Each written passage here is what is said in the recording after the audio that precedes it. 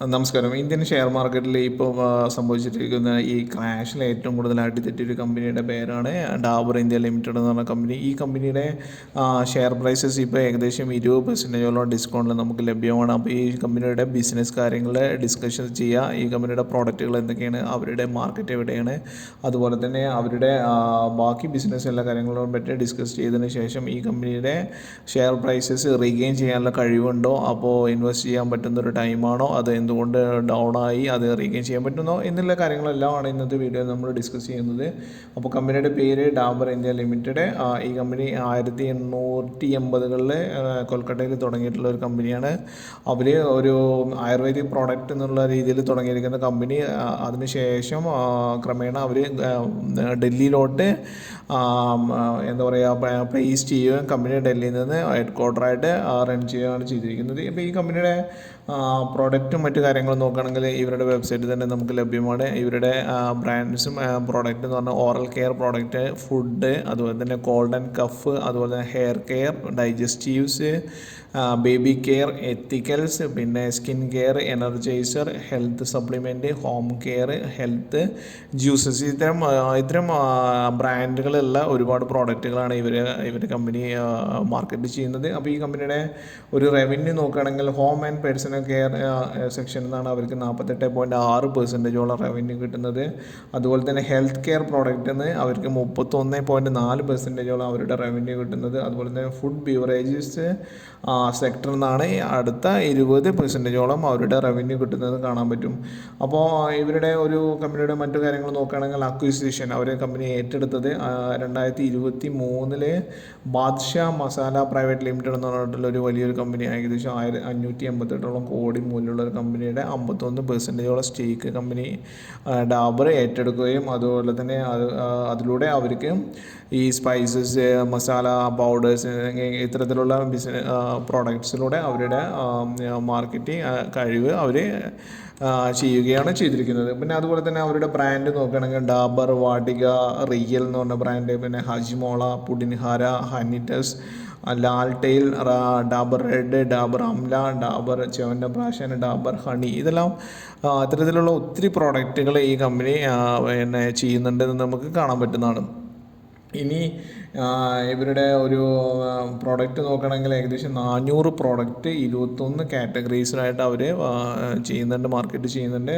അതുപോലെ തന്നെ over 1000 SKUs എന്ന് പറഞ്ഞാൽ സ്റ്റോക്ക് കീപ്പിംഗ് യൂണിറ്റ്, 1000-ലേറെ അധികം സ്റ്റോക്ക് യൂണിറ്റ് അവർക്ക് ഉണ്ടെന്ന് കാണാൻ പറ്റും. പിന്നെ ഇൻ്റർനാഷണൽ ഒരു മാർക്കറ്റ് പ്രസൻസ് നോക്കുകയാണെങ്കിൽ അവർ ഇന്ത്യയുടെ പുറമെ middle east, SAARC countries, African countries, US, Europe, Russia, ഇങ്ങനെ എല്ലാ കൺട്രീസിലും ഇവർ ചെയ്യുന്നത്. ഏകദേശം 120ഓളം കൺട്രികളിൽ ഇവരുടെ പ്രസൻസ് ഇവർക്കുണ്ടെന്ന് നമുക്ക് കാണാൻ പറ്റും.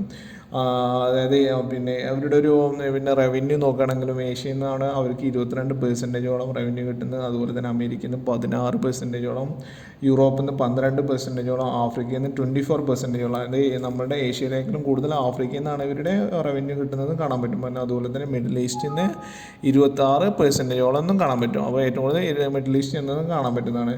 ഇനി ഇവരുടെ ഒരു മാനുഫാക്ചറിങ് ഫെസിലിറ്റീസ് നോക്കുകയാണെങ്കിൽ മെയിനായിട്ട് ഇവരുടെ ഇന്ത്യയിലെ 14 മാനുഫാക്ചറിങ് ലൊക്കേഷൻസ് ആണ്. പിന്നെ അതുപോലെ തന്നെ 8 മാനുഫാക്ചറിങ് ലൊക്കേഷൻസ് അവർ UAE-യിലാണെന്ന് കാണാൻ പറ്റും. UAE, Egypt, Turkey, Nigeria, south Africa, Nepal, Bangladesh and Sri Lanka, ഇത്തരം രാജ്യങ്ങളിലൂടെ ഇവരുടെ ഒരു മാനുഫാക്ചറിങ് ഫെസിലിറ്റീസ് ഉണ്ടെന്ന് കാണാൻ പറ്റുന്നതാണ്. ഇനി ഇവരുടെ ഡിസ്ട്രിബ്യൂഷൻ നെറ്റ്വർക്ക് നോക്കുകയാണെങ്കിൽ വളരെ വലുതാണ്. 7.7 മില്യൺ റീറ്റെയിൽ ലൊക്കേഷൻസ് ആണ്. Is complicated by third party manufacturing partnerships ആണ്. പിന്നെ അതുപോലെ തന്നെ 40ഓളം new manufacturers, transition successful products in house, greater control and efficiency, ഒരു വലിയ ബൃഹത്തായ ഒരു ഡിസ്ട്രിബ്യൂഷൻ നെറ്റ്വർക്ക് തന്നെ ഇവർക്ക് ഉണ്ടെന്ന് നമുക്ക് കാണാൻ പറ്റുന്നതാണ്. ഇനി ഇവർ ഇത്ര വലിയ കമ്പനി ആകുമ്പോൾ ഓൾമോസ്റ്റ് R&D ഇൻഫ്രാസ്ട്രക്ചറിലോട്ട് ഇവർ ഇത് കൊടുക്കുന്നുണ്ട്. പിന്നെ അതുപോലെ തന്നെ മറ്റ് റിസർച്ചും മറ്റ് പ്രോഡക്റ്റ് ഇതിലോട്ട് അവർ ചെയ്യുന്നുണ്ടെന്ന് കാണാൻ പറ്റുന്നതാണ്. ഇനി ഇവരുടെ ഒരു ഫിനാൻഷ്യൽ ഫണ്ടമെൻ്റൽ നോക്കുകയാണെങ്കിൽ കമ്പനിയുടെ മാർക്കറ്റ് ക്യാപ്പ് 1,1456 കോടി രൂപയാണ്. Current price 572 all time high 672 രൂപയായിരുന്നു. അതിൽ നിന്നാണ് ഇപ്പോൾ 572 രൂപയിലോട്ട് വന്നിരിക്കുന്നത് കാണാൻ പറ്റും. ഇനി ROCയും ROE എല്ലാം വളരെ കൂടുതലാണ്. 22.3% ROCE ഉണ്ട്. അതുപോലെ തന്നെ ROE നോക്കുകയാണെങ്കിൽ 19.2%. രണ്ടും എന്താ പറയുക പ്രോമിസിങ് ആണെന്ന് കാണാൻ പറ്റും. പ്രൊമോട്ടർ ഹോൾഡിംഗ് 66% പ്ലഡ്ജ് ചെയ്തിട്ടില്ല എന്നും നമുക്ക് കാണാൻ പറ്റും. പിന്നെ FII ഹോൾഡിംഗ് 15, DI ഹോൾഡിംഗ് 13% ആണ് എന്നും കാണാൻ പറ്റുന്നത്. ഇനി ഇതാണ് ഇവരുടെ ഒരു ഷെയർ പാറ്റേൺ നോക്കുകയാണെങ്കിൽ ഗ്രാജുവലായിട്ട് ഇൻക്രീസ് ചെയ്തിട്ടുണ്ട്. ഇപ്പോൾ നമ്മളുടെ ഇത് നോക്കുകയാണെങ്കിൽ ഇപ്പോഴത്തെ ഒരു ജസ്റ്റ് നോക്കുകയാണെങ്കിൽ നമുക്ക് 200 DMAയുടെ താഴോട്ട് പോയിട്ടുണ്ടെന്ന് കാണാൻ പറ്റും. അപ്പോൾ ഇതൊരു പർച്ചേസ് ചെയ്യാൻ പറ്റുന്നൊരു മികച്ച ടൈമാണെന്ന് നമുക്ക് കാണാൻ പറ്റുന്നതാണ്. ഇനി കമ്പനി ക്വാർട്ടർലി റിസൾട്ട്സ് നോക്കുകയാണെങ്കിൽ സെയിൽസ് മാർച്ച് 2024 2815 കോടിയായിരുന്നു. അത് ജൂണിൽ 3349 കോടി രൂപയാണ് ഇൻക്രീസ് ചെയ്തിരിക്കുന്നത് കാണാൻ പറ്റും. പിന്നെ എക്സ്പെൻസസ് ഇൻക്രീസ് ആയിട്ടുണ്ട്. പിന്നെ ഓപ്പറേറ്റിംഗ് പ്രോഫിറ്റ്, ടാക്സ് എല്ലാവരും അടച്ചിട്ടുണ്ടെന്ന് കാണാൻ പറ്റും.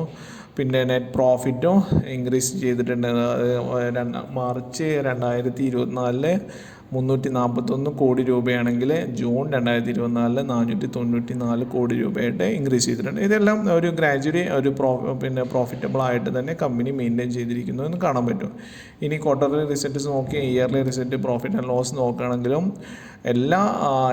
എല്ലാ വർഷവും അവരുടെ ഗ്രാജുവലായിട്ട് ഇൻക്രീസ് ചെയ്തതായിട്ട് തന്നെ നമുക്ക് കാണാൻ പറ്റും. സെയിൽസ് ഇൻക്രീസ് ചെയ്തിട്ടുണ്ട്, എക്സ്പെൻസസ് ഇൻക്രീസ്ഡ് ആണ്. പിന്നെ അതുപോലെ തന്നെ ഓപ്പറേറ്റിംഗ് പ്രോഫിറ്റ് മാർജിൻ ഇൻക്രീസ്ഡ് ആണ്, സ്റ്റേബിളാണ്. പിന്നെ അതുപോലെ പ്രോഫിറ്റ് ബിഫോർ ടാക്സ് എല്ലാം ഇൻക്രീസ്ഡ് ആണ്. ടാക്സ് പെർസെൻറ്റേജസ് കറക്റ്റായിട്ട് ടാക്സ് അടയ്ക്കുന്നുണ്ടെന്ന് കാണാൻ പറ്റും. പിന്നെ നെറ്റ് പ്രോഫിറ്റും ഓൾമോസ്റ്റ് ഓരോ ഇയറിലും ഇൻക്രീസ് ചെയ്തിരിക്കുന്നു എന്ന് കാണാൻ പറ്റുന്നതാണ്. അപ്പോൾ ഇതൊക്കെ തന്നെയാണ് ഇവരുടെ ഇതുമായി ബന്ധപ്പെട്ടുള്ള കാര്യങ്ങൾ. അപ്പോൾ ഒരു ഫിനാൻഷ്യലി സൗണ്ട് കമ്പനിയാണ്. ഇനി ഇതുമായി ബന്ധപ്പെട്ട് ഇപ്പോൾ എന്തുകൊണ്ടാണ് ഷെയർ കുറയുന്നത് എന്നുള്ള റീസൺ നമുക്ക് ചെക്ക് ചെയ്യുന്നതാണ്. Share of Dabur India plummeted 7.8% following an update hinting at a mid single digit revenue decline for Q2.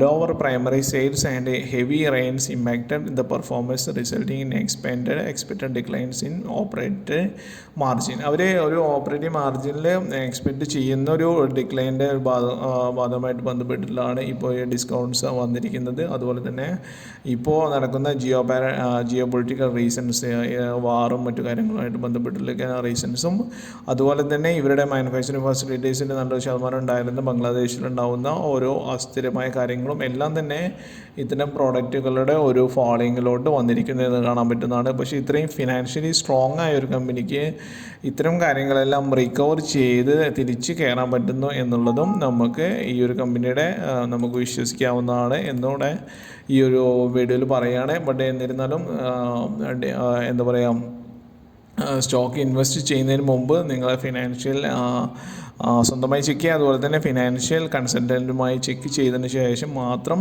സ്റ്റോക്കിൽ ഇൻവെസ്റ്റ് ചെയ്യുക എന്നൂടെ റിക്വസ്റ്റ് ചെയ്യുകയാണ്.